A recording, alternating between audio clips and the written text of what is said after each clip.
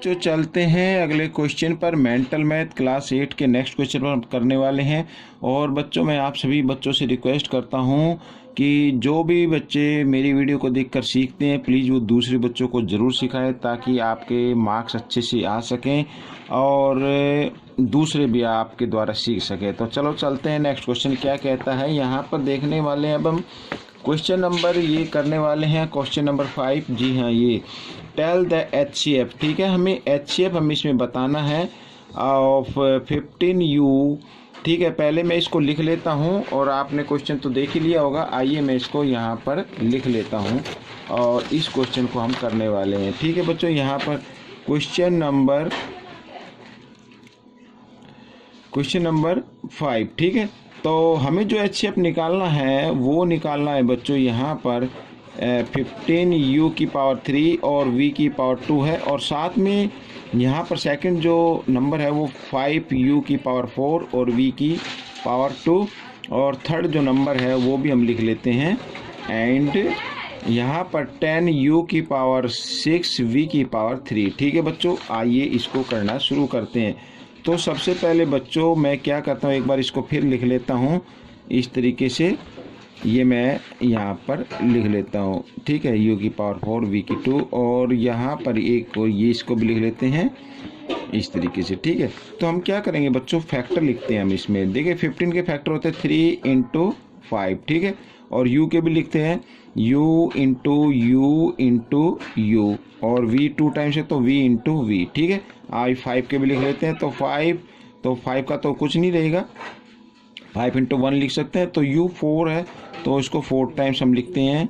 ये देखिए मैंने इसको 4 टाइम्स लिख लिया, और V को 2 टाइम्स लिखते हैं। ठीक है बच्चों, इस तरीके से। साथ ही 10 को भी लिख लेते हैं 2, तो 10 के फैक्टर होगा 2 × 5, और इंटू यहाँ पर U 6 टाइम है तो इसको U को 6 टाइम हम लिख लेते हैं इस तरीके से। ठीक है बच्चों, यहाँ पर ये मैंने 6 टाइम्स लिख लिया है, और V को 3 टाइम्स लिख लेते हैं इस तरीके से। ठीक है, अब हमें निकालना है HCF। तो HCF कैसे आएगा, HCF देखो जो कॉमन नंबर है एक तो वो लिख लेते हैं, 5 है इसमें, तो 5 आ गया, और U 1 2 3 इसमें 3 टाइम्स है 1 2 3, ठीक है, 4 इसमें 4 टाइम्स है 1 2 3 4 5 6 टाइम है।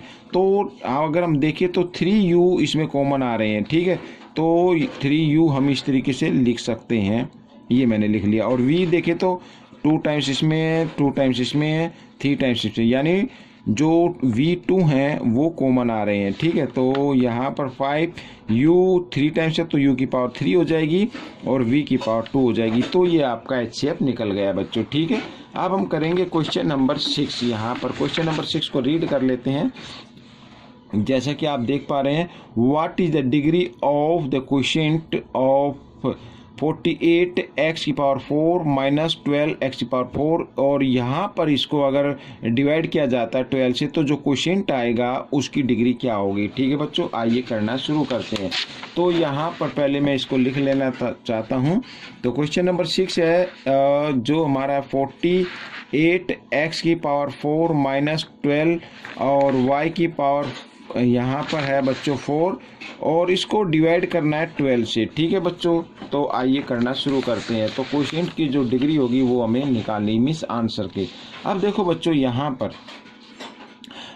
पर इसको हम करते हैं क्या, डिवाइड करते हैं। तो इसको हम इस तरीके से भी लिख सकते हैं 48x की पावर 4 और यहाँ पर 12। ठीक है बच्चों, और ये माइनस, और 12y की पावर 4 और यहाँ पर लिख सकते हैं 12 इस तरीके से। तो 12 से इसको डिवाइड करते हैं, 12 1 जा 12, 12 4 जा, यहाँ पर 48 आता है। 12 से 12 डिवाइड हो गया, तो हमारा जो यहाँ पर ये बच रहा है यहाँ पर, तो 4x की पावर 4 और माइनस यहाँ पर ये इसको लिखेंगे y की पावर 4। तो इस तरीके से हम इसको लिख सकते हैं बच्चों, यहाँ पर जो हमने लिख दिया है। अब हमें देखना है कि इसका जो क्वोशिएंट है, जो इसका आंसर आया है, उसकी जो डिग्री होगी वो क्या होगी बच्चों। ठीक है, वो हमें इसमें देखना है और उसी को हमें क्या करना है, निकालना है। तो अब देखो बच्चों यहाँ पर ये जो हमारा रिमाइंडर बचा है या जो भी आंसर है, इसको आप मान सकते हैं तो इसके अंदर बच्चों यहाँ पर जो पावर आ रही है वो आ रही है 4, तो इसका जो आंसर होगा वो 4 होगा बच्चों। यहाँ पर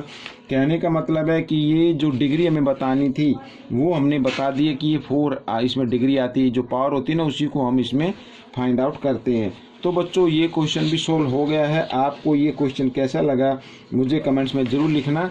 और अब हम करेंगे नेक्स्ट क्वेश्चन। यहाँ पर क्वेश्चन नंबर हम 7 कर देख लेते हैं। What is the common factor of, तो 3uv + 9u and 2 bracket v + 3, तो कॉमन फैक्टर हमें फाइंड आउट करना है। आइए मैं इसको पहले एक बार लिख लेता हूँ यहाँ पर बच्चों, ठीक है बच्चों। तो क्वेश्चन नंबर 7 और 3uv + 9u है और एंड, ठीक है बच्चों, ये है 2 और ब्रैकेट v + 3, ठीक है। तो इसमें हमें क्या बताना, कॉमन फैक्टर हमें इसमें बताना है कि कॉमन फैक्टर क्या है, ठीक है बच्चों। तो हम क्या करेंगे, आइए इसको सोल्व करते हैं। पहले देखो यहाँ पर एक बार मैं इसको लिख लेता हूँ और ये, ठीक है, और ये सेकंड नंबर है, ठीक है, यहाँ पर v + 3, तो कॉमन फैक्टर देखना है। तो पहले आइए इसमें से कॉमन नंबर निकाल लेते हैं। तो देखो 3 है, ठीक है, दोनों में क्या है 3, तो 3 बाहर आ गया, और दोनों में u भी है तो u भी हम बाहर ले लेते हैं, और v तो इसमें नहीं है तो हम ब्रैकेट बनाएंगे, या 3u तो बाहर आ चुका है तो v बचा यहाँ पर, और प्लस यहाँ पर 9 था, 3 बाहर आ गया, तो 3 टेबल में 3 का फैक्टर अगर इसको करे दिया 3 टेबल्स में 3 टाइम्स आएगा, तो u तो पहले ही आ गया, तो यहाँ पर ये किया आ गया। और यहाँ पर देखिए ये इस तरीके से, तो कॉमन फैक्टर हमारा तो ये आ रहा है बच्चों यहाँ पर v + 3, तो हम यहाँ पर लिख सकते हैं कॉमन फैक्टर। तो कॉमन फैक्टर है बच्चों v + 3। तो बच्चों ये क्वेश्चन सोल्व हो गया है। ये क्वेश्चन भी आपको कैसे लगा मुझे कमेंट्स में ज़रूर लिखिए। अब हम करने वाले हैं बच्चों यहाँ पर क्वेश्चन नंबर 8, ठीक है, क्वेश्चन नंबर हम 8 करेंगे, और यहाँ पर मैं क्वेश्चन नंबर 8 लिख लेता हूँ। जो क्वेश्चन नंबर 8 गिवन है वो हमें फैक्टराइज करना है। मैं इसको एक बार लिख लेता हूँ, ठीक है बच्चों, ताकि आपको अच्छे से समझ में आ सके। तो k की पावर 6 है -12 k की पावर 3, और इस यहाँ पे हमें एंड लिखा है टेल द फैक्टर्स, ठीक है, टेल द फैक्टर्स, ये हमें बताने हैं बच्चों इस क्वेश्चन के अंदर, और ये मैंने लिख लिया, ठीक है बच्चों यहाँ पर। अब मैं क्वेश्चन को आपको रीड करा देता हूँ। ये देखिए क्वेश्चन नंबर 8, ठीक है, यहाँ पर फैक्टराइज है और k की पावर 6 -12 k की power 3 and tell the factors, और फैक्टर्स हमें बताने हैं। तो बच्चों यहाँ पर आइए इसको करना शुरू करते हैं। बिल्कुल ईजी क्वेश्चन है। देखिए यहाँ पर मैं एक बार इसको लिख लेता हूँ इस तरीके से, ठीक है। अब हमें देखो कॉमन संख्या निकालनी है यहाँ पर, तो k की पावर 3 है, यहाँ पर 6 है, तो मैक्सिमम k की पावर 3 आ सकती है बाहर, ठीक है बच्चों। और यहाँ पर इस तरीके से ब्रैकेट बनाएंगे क्योंकि इसमें डिजिट है, यहाँ पर कोई नंबर नहीं लिखा है, तो यहाँ पर आएगा k की पावर 6 में से 3 यहाँ पर आ गया बच्चों, तो यहाँ पर बचा k की पावर 3 इस तरीके से, और -12, ठीक है बच्चों। ये जी हाँ, ये इसके फैक्टर हो गए हैं, और ये क्वेश्चन भी सोल्व हो गया है। आपको कैसे लगा मुझे कमेंट्स में ज़रूर लिखना, और इसमें से सीखकर आप दूसरे बच्चों को ज़रूर सिखाना बच्चों। तो अब हम करने वाले क्वेश्चन नंबर 9, यहाँ पर क्वेश्चन नंबर 9 भी हम देख लेते हैं, और जो हम करेंगे अभी, तो यहाँ पर बच्चों क्वेश्चन नंबर 9 को मैं आपको रीड करा देता हूँ। एक बार इसका पेज पलट गया है, मैं इसको ज़रा सीधे से कर लेता हूँ यहाँ पर, ठीक है। ये चैप्टर नंबर यहाँ पर ये आ गया जी, देखिए क्वेश्चन नंबर 9, ठीक है। तो सिंप्लीफाई करना है बच्चों, यहाँ पर सीधा सिंप्लीफाई। आइए मैं इसको लिख लेता हूँ यहाँ पर, क्वेश्चन नंबर 9 सिंप्लीफाई करना है, मैं इसको लिख रहा हूँ यहाँ पर सिंप्लीफाई, ठीक है। तो ये देखिए एक बार इसको स्पेलिंग रॉन्ग हो गई है, मैं इसको लिख दूँ सिंप्लीफाई, ठीक है। सिंप्लीफाई करना है 77 एक्स वाई जेड और यहाँ पर डिवाइड है 7 ये सॉरी यहाँ पर 7x इस तरीके से, ठीक है, ये डिवाइड का साइन है। तो बच्चों देखो थोड़ा सा कंफ्यूज करने के लिए दे दिया जाता है इस तरीके से। तो देखियो 77x y z और यहाँ पर मैं इस तरीके से लिख देता हूँ। अब x से x डिवाइड हो गया, 7 से 7 1 जा 7, 7 1 जा 7। तो यहाँ पर अगर इसको सिंप्लीफाई कर रहे हैं तो आंसर क्या आ रहा है 11yz। ठीक है बच्चों, तो ये क्वेश्चन सोल्व हो गया है। आपको ये क्वेश्चन कैसा लगा मुझे कमेंट्स में ज़रूर लिखें और इसमें से सीख कर आप दूसरे बच्चों को ज़रूर सिखाएं। मिलते अगले पार्ट में, तब तक के लिए बच्चों धन्यवाद।